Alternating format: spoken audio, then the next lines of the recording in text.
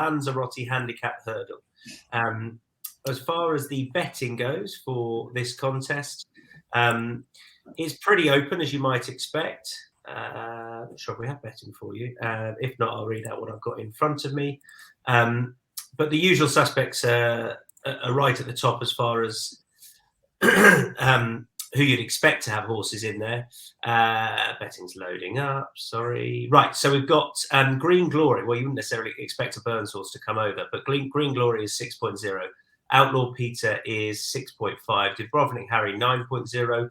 West Bilboa is 10.0. Then we get stuck into the bigger prices, including Cobbler's Dream, last year's successor, who's here off £10 higher at 15.0. We've got 4 different shouts, so hopefully one of us gets it right. Adele, straight over to you. Who do you like and why? Okay, honestly, I've gone round in circles with this race because there's a lot of them I like for different reasons, and trying to put it all together for Saturday, I presume the ground's going to be quite heavy, and I read they've got like forecasted 10 mils to come before then. I really like the fact that conditional jockeys have such a good record in this race, so that's the kind of route I've gone down, and then looking for something with value, considering the ones that have, when you look through the past winners, last year's top 2 in the betting were, I think they were pulled up, or they were certainly weren't in the placings. I think last year's was 10-1, second was 25-1, third was 33-1, and it's kind of quite a similar reoccurrence the time before. So I've been looking for something with a bit of value, something that I thought might be still open to a little bit more improvement. Red Risk is the one I've come down on. Freddie Gingell takes off that valuable £7 allowance. He takes over in the saddle. He's not had a winner at Kempton yet, but he's had a couple of rides there.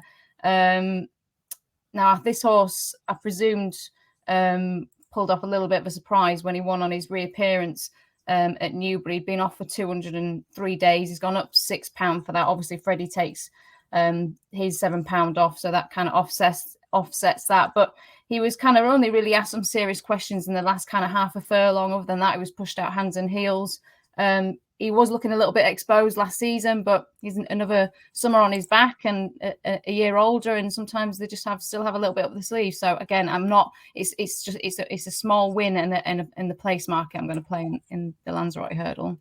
Well, he's 23.0 in the win market currently. When that place market is full, you can work out whereabouts he'll be. But yeah, claimers have got a really good record in the race. Of course, there's one on the favourite. Ed, who do you like?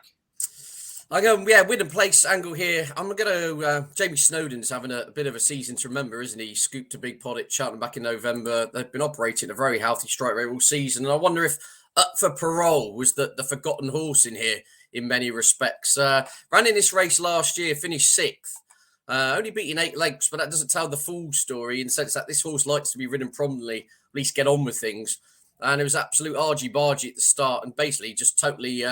fluffed the stalls in jumps terms and was always on the back foot from an early stage. I basically think the race was lost at the beginning. Yeah, to his credit, did knuckle down and passed a whole host of beta rivals up the running into 6th. Well, the Snowden team have got him here this time around off a £4 lower mark. I don't think he's possibly handicapped at all. He's only £2 higher than when he was last in the winners' enclosure. If you look through all his form or his best form, all comes on flat tracks, soft ground. So, I think this is tailor-made for him. He's a big price. He did get injured at this course on unsuitably quick ground back in May. There is always the chance, of course, that the fires don't quite burn like they once did. But look, you get in it's a cheap way to find out. I spoke to Jamie Snowden a couple of weeks ago. And he said, look, this has been the target. He'll be trained to the minute for this. He's down the bottom of the weights. And I just thought at a big price, if he can run into a place, at least I'll be happy. 29.0 for Up for Parol.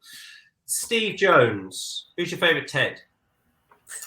I always like Little Ted, but Humpty was all right as well. But Little Ted probably I'd go through the square window. Little Ted. Peter's Punt says Teddy Ruxpin. I've never heard of Teddy Ruxpin. No idea who that is. Ted Danson's a great shout. Ted, what a Ted. Love Ted Danson. Yeah, Cheers. Cheers was a good programme. Yeah, anyway, Ted Ovis. Ted Bovis, yeah. Ted Heidi Bovis, High. yeah, Heidi yeah, High there's another one, campus. Yeah. Have you Heidi noticed for once, everyone, Steve's in a rush. Now, he was about I'm not in a rush. I'm I'm not not- in a rush at all. I was on time, which our producer wasn't, because he didn't get out of bed until about 25 past 9. But hey, I don't hold grudges. That's fine. The good news is we Let's talk about Teddy. Teddy, I don't know any other Ted. Yeah, well done, Steve. Right, go on, Steve. Who do you like and why? Well, 12 months ago, I liked Up for Parol, big time. So if Ed's right or Ted's right, then I should be a bit sick. But the horse that I fancy also ran in this race last year and would probably been third or fourth had he not fallen at the last. And this is Quinta Dumar of Ben Paulings. Now, he won last time out. That was back in November at Fontwell, over 2-2. That's a little bit on the sharp side for him, but the form worked out really, really well. The second, Irish Hill, has won a couple of times since, and the third has also won since, and there's winners further back. So it's really good form. He goes well off the back of a break. So the fact that he hasn't run for 2 months is in his favour. And he's got to improve on last year's fourth in this race, but he ran really well. And Ben Pauling's horses seem to have improved for the switch of yards. They've moved onto Norton Downs Golf Club, opposite the other side of the valley from Nigel Twiston Davis. And he's been in really good form all season. So I think Quinta Dumar, what is he, Tommy? 17.0, 19.0, something like that. Winning place. Good bet, I think.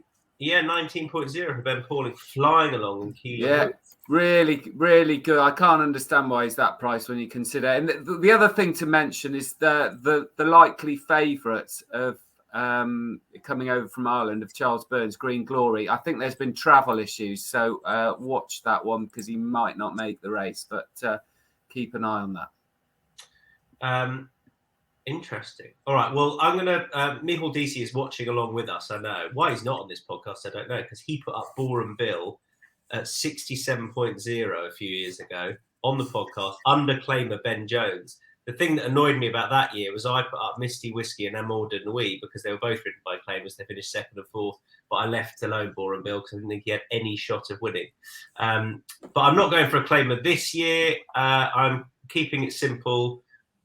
And going for a horse who tried fences last time. It was disappointing. Dubrovnik Harry.